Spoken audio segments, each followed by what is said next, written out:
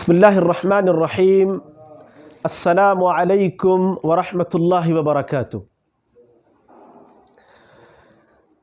یہ white board کی طرف دیکھیے، ہم نے کچھ الفاظ کا ذخیرہ، یا آپ ان کو مفردات کہہ سکتے ہیں یا ووکیبلری۔ یہ وائٹ بورڈ میں جتنے بھی الفاظ موجود ہیں یہ سارے الفاظ کا ذخیرہ ہے، مفردات ہے۔ دیکھیں، ہم اس چینل میں عربی جو سیکھ رہے ہیں، عربی صرف اس چیز کا نام نہیں ہے کہ ہم صرف قواعد پڑھ رہے ہیں اور اس میں پریکٹس کر رہے ہیں۔ پہلے تو ہم نے کچھ اسباق پڑھے ہیں عربی قواعد کے حوالے سے، اس میں پھر ہم نے بہت سارے قواعد بیان کیے، اس کے ساتھ ساتھ پھر آپ کو بتایا کہ جملے کیسے بنائیں گے، قواعد کے مطابق آپ جملے کیسے بنائیں گے۔ تو صرف قواعد پڑھ لینے سے عربی نہیں آتی، ایک تو ہم قواعد بھی، ایک سائڈ میں ہم قواعد بھی پڑھ رہے ہیں، دوسری طرف پھر ہم کنورسیشن بھی پڑھ رہے ہیں، یعنی حوارات اور جملے بھی پڑھ رہے ہیں۔ اب یہ حوارات، جملے، دوسری طرف قواعد اور الفاظ کا ذخیرہ، یہ جب تینوں چیزیں جمع ہوں گے انشاءاللہ ہم بہترین طریقے سے عربی بول سکتے ہیں اور مہارت حاصل کر سکتے ہیں۔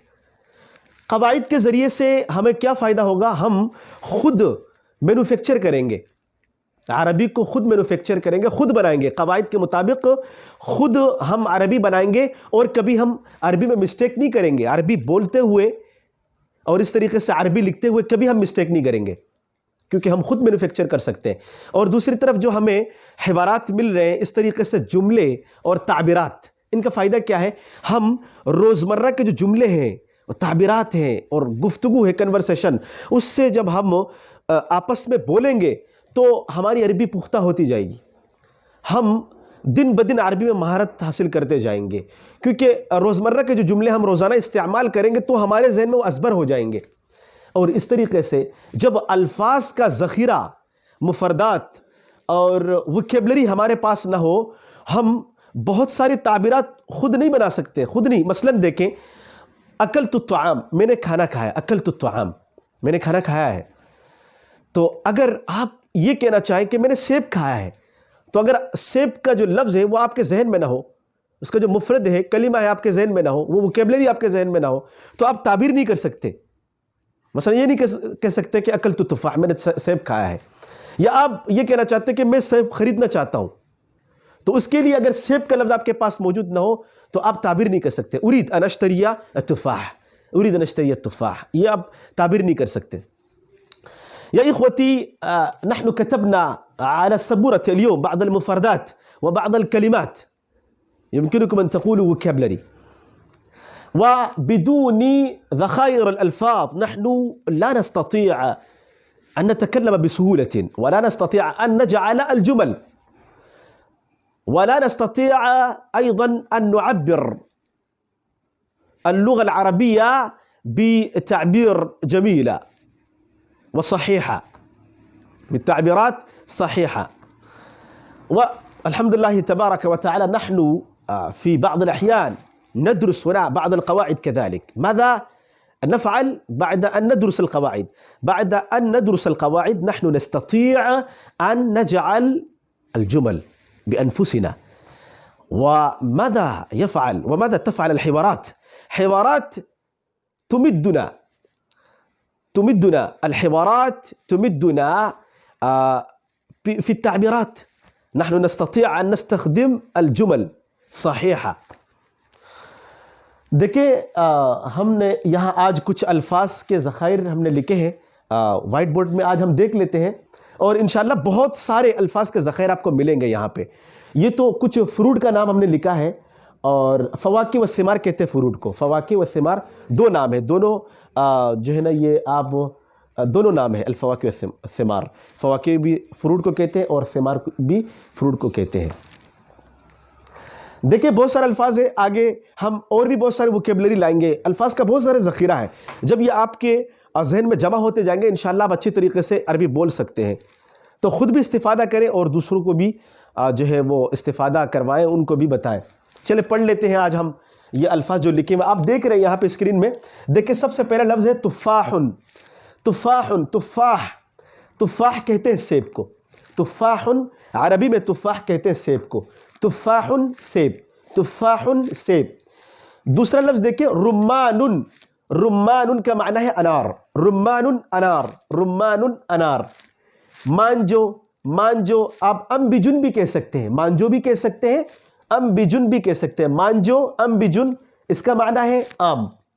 آگے چلے عنب، عنب کا معنی ہے انگور، عنب انگور، عنب انگور. آگے چلے موزن، موزن، موزن کا معنی ہے کیلا، موزن کا معنی ہے کیلا. مشمشن، مشمشن، مشمش خوبانی کو کہا جاتا ہے، مشمش خوبانی کو کہا جاتا ہے. اب یہ جتنے بھی الفاظ آپ پڑھ رہے ہیں اس کو آپ عربی میں استعمال کریں. مثلا اکلت المشمش، اکلت المشمش، میں نے مشمش کھایا ہے. اکلت المشمش، میں مشمش کھانا چاہتا ہوں. اريد ان آكل المشمش، میں خوبانی خریدنا چاہتا ہوں. اريد ان اشتری المشمش. انا اذهب الى السوق لاشتري المشمش، میں مارکیٹ جا رہا ہوں خوبانی خریدنے.